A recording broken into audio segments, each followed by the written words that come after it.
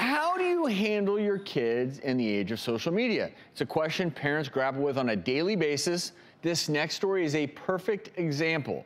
A British mother asked for advice on a parenting site after she discovered her 14-year-old son was pressuring a 13-year-old girl to send him nude photos over Instagram.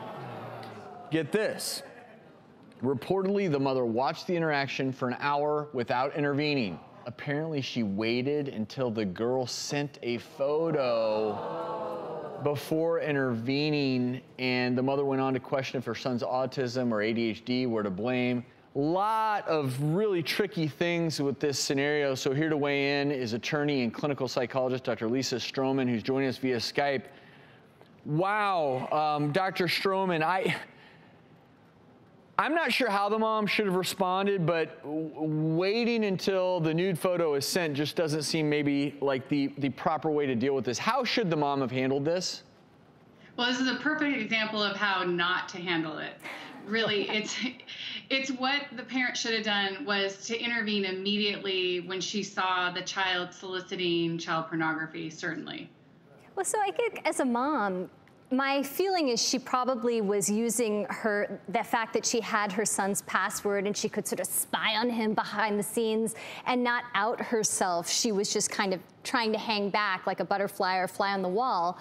But I also believe that this defense about the autism and the ADHD, is this something that has legal implications for what happened? No, and actually it's interesting that she, I think, is using that online to defend maybe her decision not to come forward and out herself of being able to surreptitiously listen in on her son's conversations.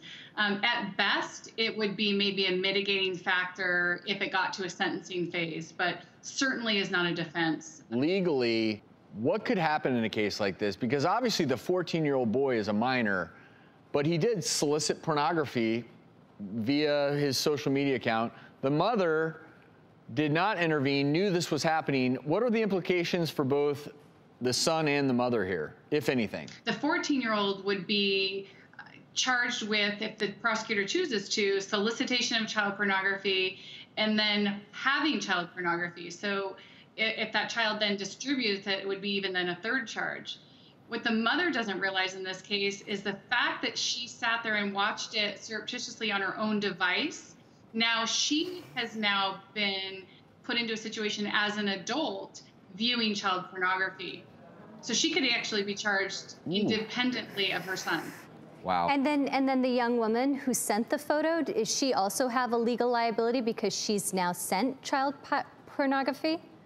Absolutely. And that's the part that is so challenging, because if this own mother would report her son, she's now also reporting against this young girl who has sent child pornography and distributed, it's called distribution of child pornography, from her own account.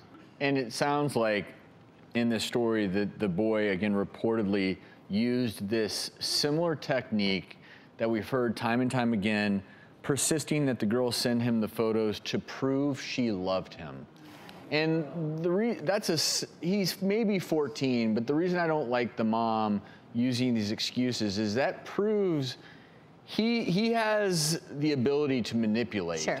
I don't know how best to handle this if you're a parent, if you just come right out and say, look, I was spying on you, but this is what I found and it has to stop. Or is it one of those things where you try to remain sly because you don't want them to realize that you've hacked their account? I think that you tell them right ahead, when you hand them the device, this is your privilege. It is not a right. I'm the parent and this will be monitored. Yeah. When you're 18, you can do what you want.